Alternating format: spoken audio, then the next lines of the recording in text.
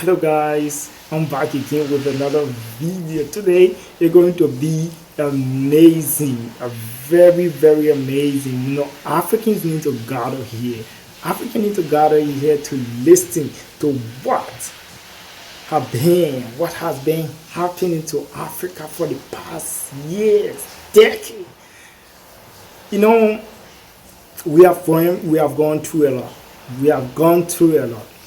And Africa need to stand up to this. This is the time. This is the time where Africa need to stand. Africa need to unite.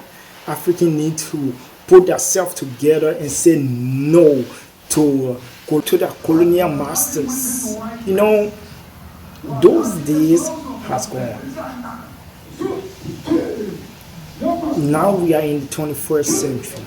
We are in the 21st century where we don't allow certain people to intimidate us. We don't allow certain people to impinge our rights. We allow the West of all America, right, to come in Africa to tell us what to do. They have suffered a lot. They have taken our gold. They are taking all of our minerals. They are taking it to America to produce it.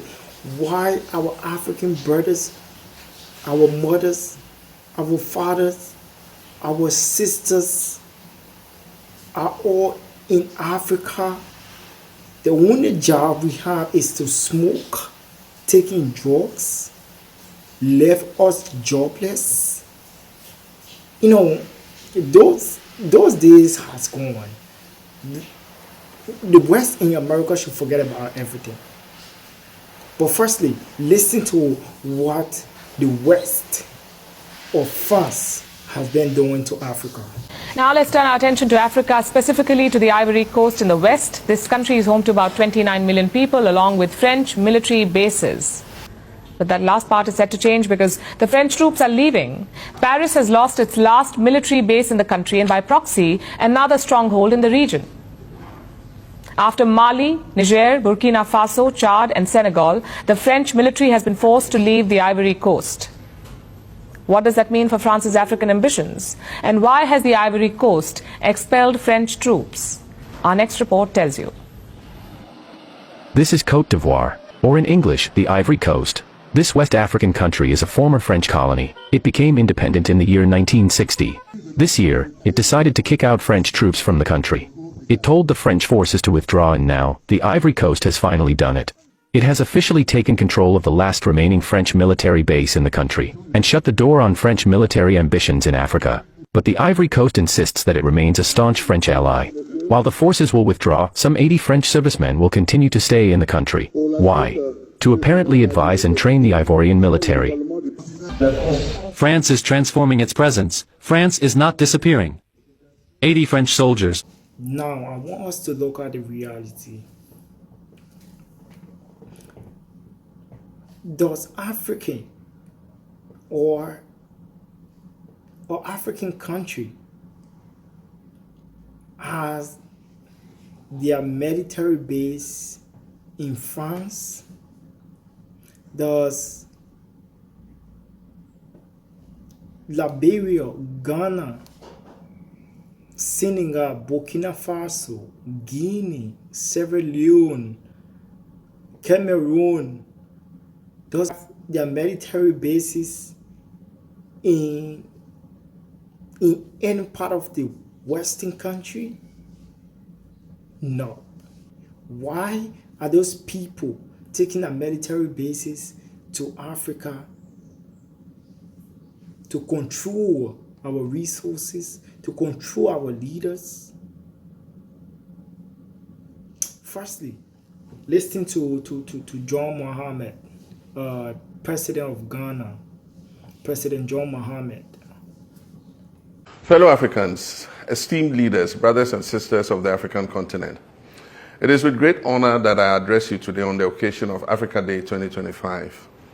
As we gather in Addis Ababa and connect across our vast continent and beyond, we celebrate our resilience, our rich heritage, and our unwavering spirit. This year, our celebration is particularly significant.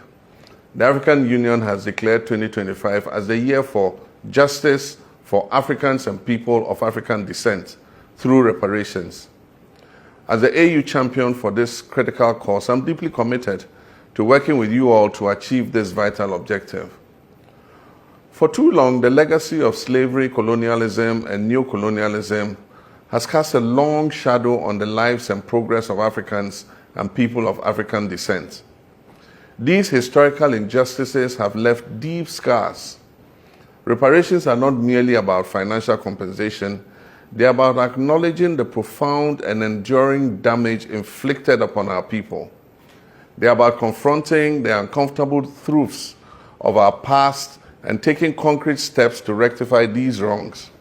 We seek justice, justice that encompasses a comprehensive range of measures, including official and unequivocal apologies from the nations and institutions responsible for perpetrating these historical injustices, addressing the crippling debt burden that continues to stifle economic growth in many African nations, a direct consequence of exploitation and unfair trade practices, providing resources and expertise to empower African nations to achieve sustainable development and participate fully in the global economy, returning stolen artifacts and cultural treasures that rightfully belong to our heritage, investing in the educational initiatives to promote a deeper understanding of African history, culture, and contributions to the world. This is not a simple task. It requires courage, determination, and a unified front.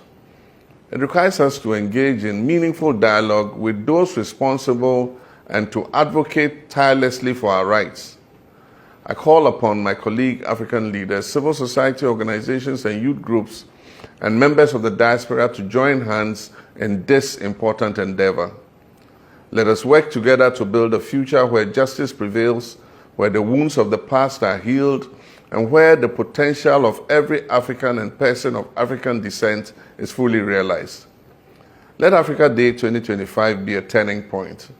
Let us reaffirm our commitment to building a continent of prosperity, opportunity, and equality for all our people. Let the pursuit of reparations be a testament to our resilience, our determination, and our unwavering belief in a brighter future.